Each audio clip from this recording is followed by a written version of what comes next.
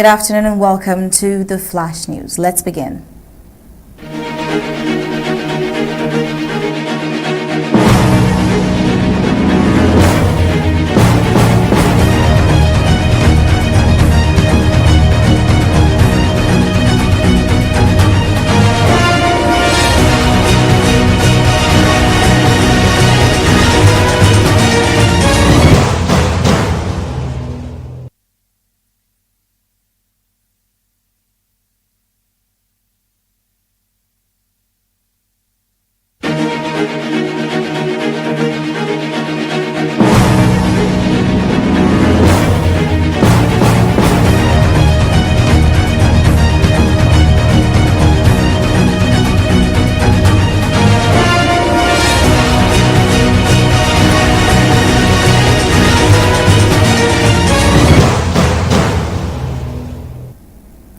As global tensions shift and alliances recalibrate, the world watches closely as President Donald Trump, who reclaimed the mantle of the United States leadership, brings with him a familiar but sharpened approach to diplomacy, security, and national sovereignty. From NATO's strategic silence on Ukraine to Canada redefining its standing next to a more assertive Washington, America's foreign policy is once again being driven by clarity over consensus. Meanwhile, in Europe, celebrations meant to unite have been marred by sinister acts that remind us just how fragile public safety can be in today's world. Across regions, from diplomatic halls to festival streets, power, protection, and freedom remain deeply intertwined. But in a world so eager to move forward, who decides the direction? Those who speak the loudest or those who act the boldest? Welcome to the Flash News on Undaunted. I am Star Smart. Let's begin.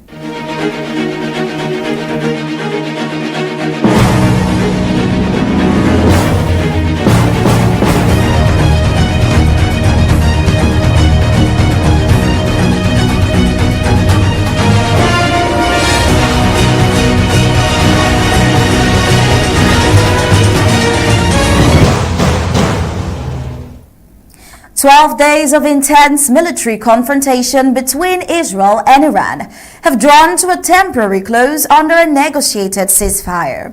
But the echoes of war continues to reverberate across diplomatic, intelligence, and humanitarian spheres. While both sides have declared victory, the interpretation of what that victory entails differs profoundly. In Tehran, jubilant crowds flooded the streets, celebrating what the regime called a show of resilience. Meanwhile, in Jerusalem, Prime Minister Benjamin Netanyahu hailed the military campaign as a triumph that will be remembered for generations. These competing narratives raises a fundamental question, which is, can two nations claim victory in the same war without rewriting the meaning of peace? Well, central to Israel's operation were a series of precise intelligence-led strikes that reportedly eliminated at least 14 Iranian scientists, figures believed to be involved in Iran's high-risk nuclear and weapons programs. Among them were chemists, engineers, and physicists whose expertise could have accelerated Iran's regional ambitions. Now, while the international community remains divided on the legality of such targeted killings, supporters argue that these preemptive actions may have saved lives in the long run by dismantling future threats before they could fully materialize. Still, the cost of such precision cannot be weighed without considering its wider impact. Is the world safer when scientific minds are silenced, or is it more secure when dangerous expertise is dismantled? It's a question that leaves to be thought. While in Washington, the political ramifications of the United States involvement came under immediate scrutiny. Critics in Congress moved to impeach President Donald Trump for launching coordinated strikes on Iranian nuclear facilities without prior congressional authorization. However, that effort was swiftly quashed in a bipartisan vote, signaling broad political alignment on matters of national security. Now, President Trump later expressed dissatisfaction with both Iran and Israel for violations of the ceasefire agreement, stating he was really unhappy with Israel's continued air sorties and publicly urging Tel Aviv to bring their pilots home. Let's take a listen. As soon as we made the deal, they came out and they dropped a load of bombs, the likes of which I'd never seen before. The biggest load that we've seen. I'm not happy with Israel. You know, when I say, okay, now you have 12 hours, you don't go out in the first hour and just drop everything you have on them. So I'm not happy with them. I'm not happy with Iran either. But I'm really unhappy if Israel's going out this morning because of one rocket that didn't land, that was shot, perhaps by mistake, that didn't land. We basically have two countries that have been fighting so long and so hard that they don't know what the they're doing. Heard Donald Trump say it leaves you to ask the question, did the strikes work? Iranian strike and did the retaliatory strike also work? Well, early intelligence assessments have sparked debate over the actual damage inflicted on Iran's nuclear capabilities. The Pentagon's Defense Intelligence Agency reportedly concluded that the strikes on 3 key Iranian nuclear sites only set the country's nuclear ambitions back by several months, a view echoed by unnamed intelligence sources and reported by CNN. In contrast, the CIA maintains a firmer stance. Director John Ratcliffe issued a statement affirming that credible evidence suggests Iran's nuclear program has suffered significant setbacks and that a wide-scale intelligence review is ongoing to confirm the full extent of the disruption. The White House, for its part, downplayed the Pentagon's cautious view and pointed to the broader strategic picture. Even temporary halts in Iran's nuclear momentum can buy invaluable time for diplomacy, deterrence, or even decisive action. Now, this divergence invites reflection. When intelligence agencies differ, whose assessment guides foreign policy and whose caution could cost the world its most or next crisis is the question. But inside Israel, opposition leader Yair Lapid described the Iranian offensive as one of the most glorious operations in Israeli history, but quickly redirected focus to unresolved domestic tensions. He urged the government to prioritize the return of hostages and bring an end to the ongoing military operations in Gaza, calling for a new path that balances national defense with humanitarian integrity. Now, yet on the ground in Gaza, the air remains thick with conflict. Israeli forces continue targeted campaigns against Hamas strongholds, resulting in further Palestinian casualties. As President Trump simultaneously announced the ceasefire with Iran, the contrast was clear. A truce on one front and continued hostilities on another. Amid criticism from international humanitarian groups and the United Nations, the United States pledged $30 million to the Gaza Humanitarian Foundation. Still, skepticism surrounds the aid effort, with some accusing Western powers of directing Palestinians towards aid sites that have also been targeted by the Israeli forces. Washington, however, insists that safe zones and humanitarian corridors are being enforced to the best of their operational capacity. But then, can humanitarian aid and military action truly coexist without contradictions, or is the former a necessary counterweight to the latter in the fog of asymmetric war? But then we see, despite tensions, the ceasefire between Israel and Iran has held so far. President Trump's envoy Steve Witkoff expressed optimism on Fox News, stating that the United States is hopeful about a long-term peace deal with Iran, but made it clear that any resurgence in Iran's nuclear activities would be met with immediate United States response. Now, Trump himself reinforced that warning on Wednesday, declaring unequivocally that the United States would strike Iran again if signs of nuclear reconstructions emerge. The message was unmistakable. Peace is welcome, but peace without compliance is an illusion. But perhaps the most unsettling of all the developments so far comes not from the missiles in the air or mandates, but from phone lines. Since Saturday, individuals trying to contact friends and relatives in Iran have instead been met with eerie pre-recorded AI voice messages lasting nearly 90 seconds. Let's get a snapshot of what this message sounds like, courtesy of News Headline. Life is full of unexpected surprises. People trying to call Iran meet mysterious voice message. Recently, people trying to call loved ones in Iran have encountered something strange. Instead of a familiar voice, they hear a robotic message. The message begins, "Hello, and thank you for taking the time to listen." It continues, "Life is full of unexpected surprises, and these surprises can sometimes bring joy while, at other times, they challenge us." The voice even suggests listeners close their eyes and imagine a peaceful place. Experts believe this message is linked to Iran's recent internet blackout. With WhatsApp down, people called directly, only to hear this message. Now, following the internet blackouts, the eerie thing about this is how the last part sounds like an advice to Iranians to prepare to embrace their possible end in this world. While some have dismissed this voicemail on all direct calls to Iranian numbers as a technical glitch or psychological distraction, cybersecurity experts warn that it may be part of a larger state-engineered internet blackout. The goal: to suppress dissent, isolate the population, and control the narrative within Iran's borders. These voicemails, devoid of explanation or accountability, raise urgent ethical questions, like what kind of regime silences its own people under the guise of peace? And if freedom of speech is replaced by soundless control, what does victory then truly mean?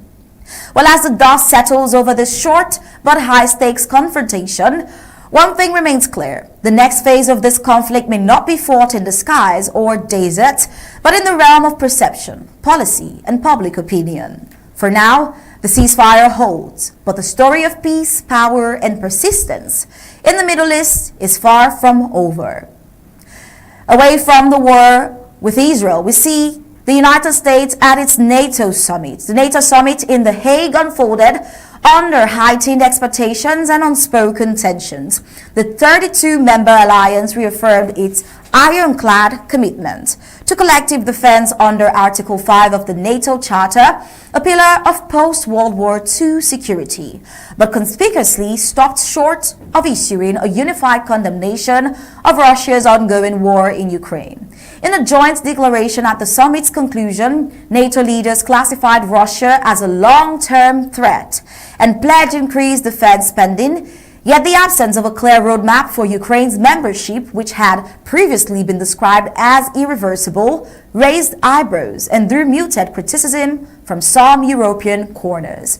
Now, at the center of the summit was President Donald Trump, politically emboldened and unapologetically forthright. On his way into the talks, President Trump told reporters that while he supports Article 5, his interpretation emphasizes practical defense and accountability over blank checks and open-ended commitments. Now, that distinction, while subtle, sent shockwaves across diplomatic channels. Some in the European press speculated that Trump's remarks risked undermining NATO's credibility. But to others, particularly in Washington and amongst Eastern European partners who have long demanded more from NATO, they see the message as overdue. Real strength requires clarity, not cliches, and once again, it was Trump who delivered the hard truths. The emotional crescendo of this summit came during a press conference, when a Ukrainian journalist, her voice shaken, told the president that her husband was fighting on the front lines in Kharkiv. Well, let's see what this interaction was like between Trump and this Ukrainian journalist. Vladimir Putin really has to end that war. People are dying at levels that people haven't seen before for a long time. Go ahead. Go ahead. White shirt. Oh, she's all excited. Okay. So, BBC News Ukrainian. Where are you from? I'm from Ukraine. Oh. So my question to you is whether or not the US is ready to sell anti-air missile systems Patriot to Ukraine. We know that Russia has been pounding Ukraine really heavily right now. Are you living yourself now in Ukraine? My husband is there. Wow. And I can see you're very, it's amazing. And me with the kids, I'm in Warsaw actually, because he wanted me to be. Is your husband a soldier? No? He is. He's there now? Yeah. Wow, that's rough stuff, right? That's tough. And you're living here? In Warsaw. And you're a reporter? I am. Good. So let me just tell you, they do want to have the missiles, okay, as they call them, the Patriots. And we're going to see if we can make some available, you know. They're very hard to get. We need them too. We were supplying them to Israel, and they're very effective, 100% effective. Hard to believe how effective. And they do want that more than any other thing, as you probably know. That's a very good question, and I wish you a lot of luck. I mean, I can see it's very upsetting to you. So. What a heartfelt moment there, where Trump's response was measured yet deeply human. He says, tell your husband he is a hero to many.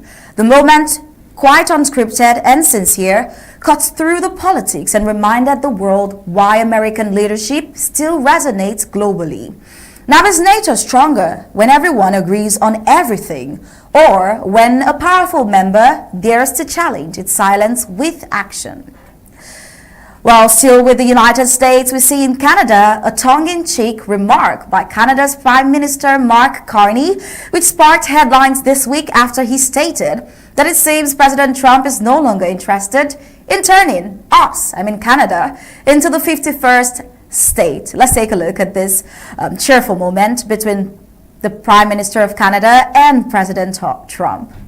You had said that Canada should become the 51st state. Were you joking? No. Well, I still believe that, but you know, it takes two to tango, right? Well, if I may, as you know from real estate, there are some places that are never for sale. That's true. We're sitting in one right now, you know, Buckingham Palace that you visited as well. That's true. And having met with the owners of Canada over the course of the campaign last several months, it's not for sale, won't be for sale. Well, the conversation, while light-hearted, it underscores a deeper evolution in the United States-Canada relationship. During Trump's first term, his America First doctrine often rattled traditional allies who were accustomed to a more differential Washington, and his demand for better trade terms, stronger border policies, and shared military burdens was seen by critics as aggressive, but by many Americans as patriotic and overdue. Now in his second term, President Trump's stance appears unchanged in principle, but more refined in delivery. He recently told reporters, "We want strong allies, not dependents. Canada is a good friend, but America will always put its people first." The message is sovereignty is respected, and mutual strength, not merger, is the goal. Now let's see what the Canadian Prime Minister has to say about Donald Trump himself. Take a listen. Mark, would you like to say a few words? Thank you, Mr. President. I'm on the edge of my seat, actually, I for the big announcement. But thank you for your hospitality and above all for your leadership. You're a transformational president, focus on the economy with a relentless focus on the American worker, securing your borders, ending the scourge of fentanyl and other opioids, and securing the world. And I've been elected with my colleagues here, with the help of my colleagues here. I'm going to spread the credit to transform Canada with a similar focus on the economy, securing our borders, again on fentanyl, much greater focus on defense and security, securing the Arctic and developing the Arctic. And you know, the history of Canada and the U.S. is we're stronger when we work together, and there's many opportunities to work together. And I look forward to, addressing some of those issues that we have, but also finding those areas of mutual cooperation. Well, behind that light banter lies a new understanding. The Trump doctrine values strong, self-reliant neighbors, not political absorption or ideological alignment for its own sake. Now, isn't it more respectful to let allies stand on their own 2 feet rather than offer them a seat on your lap? Well, we see the answer in that short video right there. But now across the Atlantic, a royal welcome with diplomatic precision. The United Kingdom is preparing to host President Donald Trump for a high-profile state visit later this year. However, it has been confirmed that an informal meeting between King Charles III and the United States President is unlikely to happen this summer due to packed diplomatic schedules. Now, despite this, the visit is expected to strengthen the United States-UK ties at a time of geopolitical recalibration. British Prime Minister Rishi Sunak is expected to host Trump at several official engagements focused on trade, defense, and global energy stability. Now, observers note that while King Charles and President Trump come from very different schools of leadership, mutual respect for tradition, statecraft, and resilience remains intact. The ceremonial gap this summer should not be interpreted as a diplomatic chill, but rather a consequence of timing.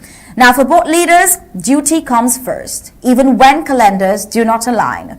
In diplomacy, does a handshake really matter more than the hand that holds the pen of policy? It's a question that we get to see quite often when it comes to the spheres of politics.